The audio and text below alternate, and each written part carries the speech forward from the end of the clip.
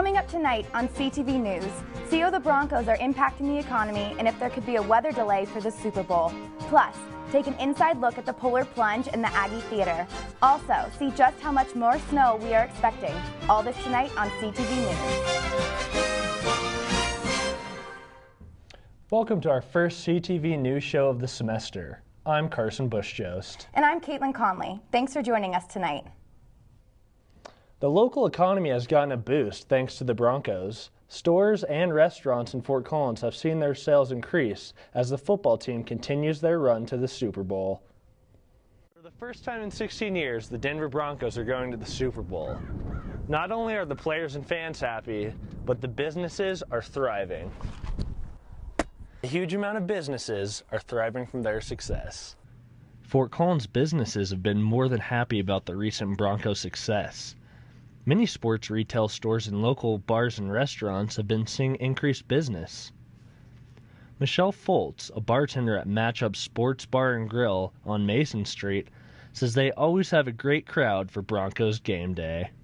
Well, for Broncos game day this year, we just got some new huge big screen TVs to put the game on. We have full sound, always a great crowd to come and show their support.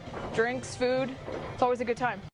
Brennan, an employee from Sports Authority who could not be interviewed, stated that they now get Broncos shipments every single day due to their success. He also says they're staying open later due to customer demand. As for Michelle, she's ready for the Super Bowl. We're doing the free halftime food buffet. We're going to have $2.50 drink specials. We have the pool tournament every Sunday at 3 p.m. with $100 added. So we have something for everybody. All we can do now is hope the Broncos win it all on Sunday. And let's hope sales continue at an upward trend around here, whether or not the Broncos win. Watching Super Bowl Sunday has been a tradition for many football fans throughout the years, but this year the date of the Super Bowl could be in jeopardy due to a major snowstorm that's supposed to hit MetLife Stadium in New York. Here in Colorado, we may have to watch the Broncos as early as Saturday or as late as Monday afternoon due to the potential danger that the snowstorm could cause. Here at CSU, we've been experiencing drastic changes in our weather, but students living in Colorado have been used to the sudden changes in temperatures and conditions throughout the year. However, this weather is not just affecting our state, but everyone across the U.S. With the Super Bowl date creeping up on NFL officials, there have been rumors of changing the date of the Super Bowl due to a potential snowstorm that could affect all of the ticket holders to the game and, more importantly, the players. This snowstorm is predicted to hit MetLife Stadium hard, meaning that roads to the stadium could be blocked off, preventing people from getting to the stadium. Officials are saying the time of the game could be moved anywhere from a few hours off of tee time, moved a day forward, or a day earlier. The decision of when this game is played affects the entire state of New York, including hotels, attractions, and not to mention the people who plan on having parties at home while watching the game on TV. I was able to ask students here at CSU what their plans are for the game and how changing the Super Bowl date would affect their plans. For the Super Bowl, I work at Bruce's Bar in Severance, so I have to work Sunday, and so I'll be there for most of it. And there's a big screen TV, so everybody's just going to kind of hang out there and do that, so that'll be pretty fun for everybody else besides me. I think the plan is probably just to move the party over to Saturday. It doesn't really affect us that much because we're not going anywhere. Everyone's just going to come over, so I think moving it one day wouldn't really affect us that much. The final decision will be made in the NFL headquarters office by Randall Goodall. NFL headquarters will be discussing the potential for moving up the game 48 hours before the event. From there, they will watch the weather and come up with a time that will be safe for all players and people attending the game. The NFL commissioner is Roger Goodell. Sorry about that. Make sure to tweet us at Collegian C for all of your plans for the Super Bowl and how the change could be affecting your viewing of the game. Wishing all the best to Peyton Manning this weekend, and go Broncos. We hope the weather doesn't impact the Super Bowl on Sunday, but let's talk about the crazy snow we have here in Fort Collins. Kelsey McAllister is here with us to tell us about the crazy Colorado weather. That's right, you guys. You know what? It was 60 degrees a couple days ago, and then we got 6 inches of snow, and now it's going to go back to those 50s. So really, it's a nice day, but we did see about 6 inches of snow yesterday and into today. But the temperatures are the main story. We've seen pretty chilly temperatures well below freezing during the day. Today, I think our high was in the mid-20s, so very chilly. So it's definitely going to be chilly, and it's going to continue to be chilly over the next couple of days. So we're just going to have to get ready for that. Coming up next, we have an inside look at how exciting the polar plunge at Horsetooth Reservoir was this past weekend. And an update regarding the fatal bike crash that occurred over the weekend. And I'll be right back with more information about this freezing winter storm that's hitting us. Don't go away. Here's your check.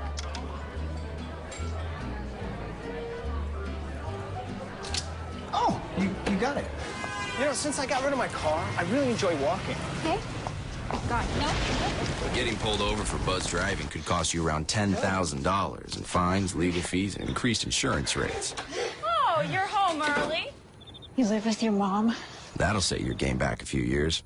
Buzzed, busted, and broke. Because buzz driving is drunk driving.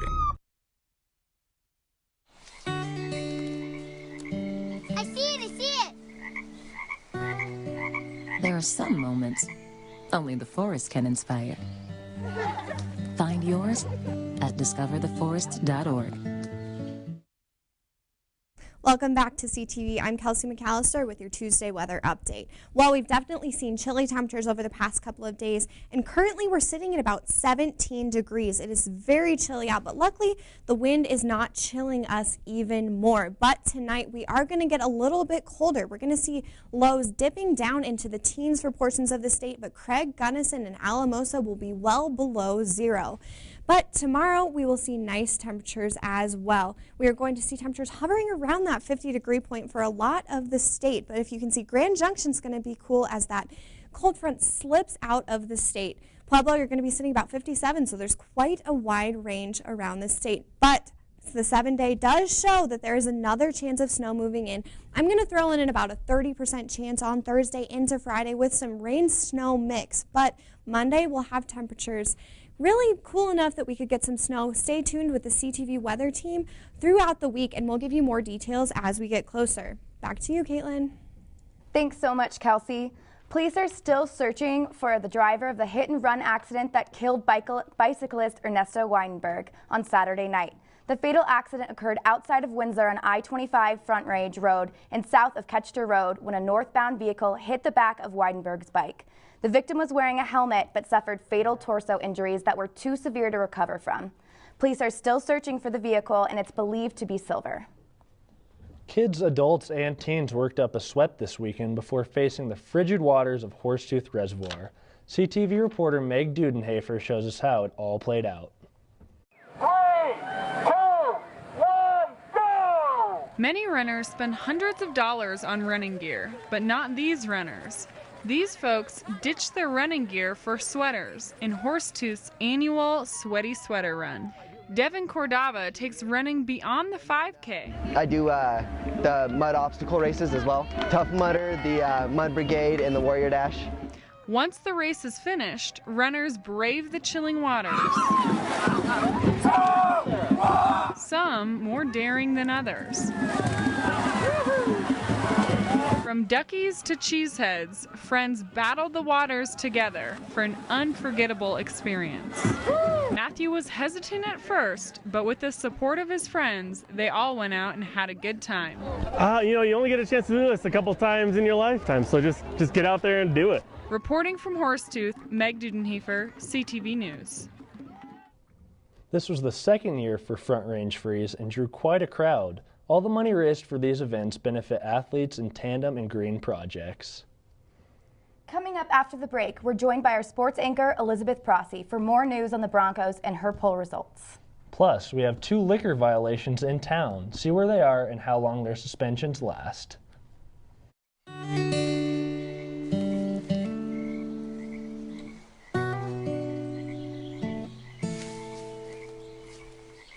When you're out there, there's no telling what you'll find. I see it! Oh, look at you. There are some moments only the forest can inspire. Find yours at discovertheforest.org.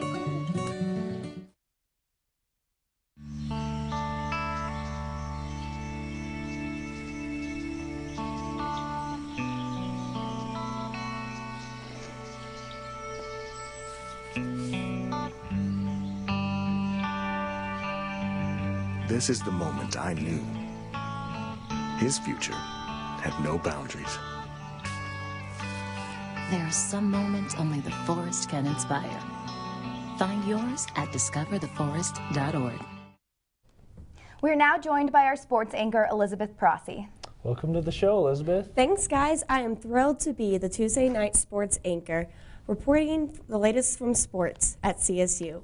The CSU men's basketball team has struggled after graduating its 5 starters from last season, but an NCAA champion is going to be a Ram. Yesterday, former Louisville Cardinal Shane Bohannon announced that he will be bringing his talent to Fort Collins.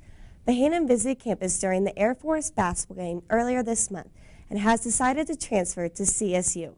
In a statement released by Louisville, Bohannon said, quote, "I'm truly excited for this opportunity to be part of the CSU basketball family," end quote.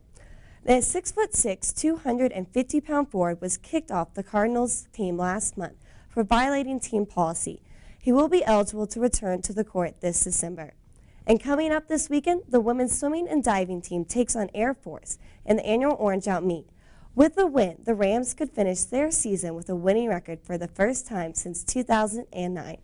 You could go see 2-time Mountain West Swimmer of the Week, Jessica Shepard, and 2-time Diver of the Week, Ariana Malone. But if you need another reason, you could come watch me as I wrap up my first season with the swim team. The meet begins at noon Saturday in Moby Arena. And obviously, that wouldn't be the only sports excitement this weekend. The Super Bowl is on Sunday.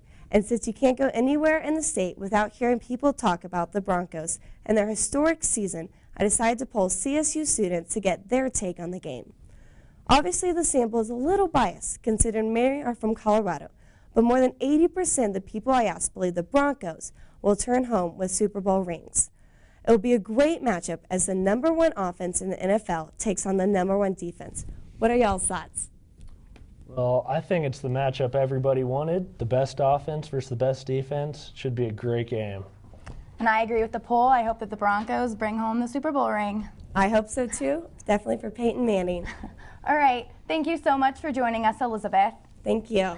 Since returning from winter break, 2 popular off-campus hangouts have suffered liquor suspensions.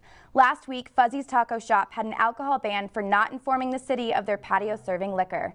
Lucky for them, their suspension was only 5 days. Unfortunately for the Aggie Theater, they could face much larger consequences for their violation of serving liquor to minors. After undergoing a 20-day liquor suspension, the Aggie is now up and running again. The venue will continue to breathalyze minors before entering the venue. Colorado State junior Megan Schneider gave us her input on the procedure. I've definitely noticed the amount of people at the Aggie have decreased, and that's been a big bummer because the people are what make the show a lot of the times. But I also think it's good that they are breathalyzing so that the Aggie can stay open. Another CSU student, Jack Retrum, thinks that the Aggie should be taking steps in a different direction. I feel like it's good for business overall. It'll be more ethical for their legal licenses, but overall they're going to need to transition towards more of a bar scene or really start catering for the 21 and up in crowd, because otherwise they're going to lose a lot of business. The Aggie owner, Scoo Leary, had no comment. If the venue gets written up again within the year, they will face a 30-day suspension. Well, that's all the time we have tonight, Rams. Thanks so much for tuning in and to watch CTV. News again this semester. For your daily news, please check thecollegian.com. Stay warm, CSU, and have a great night.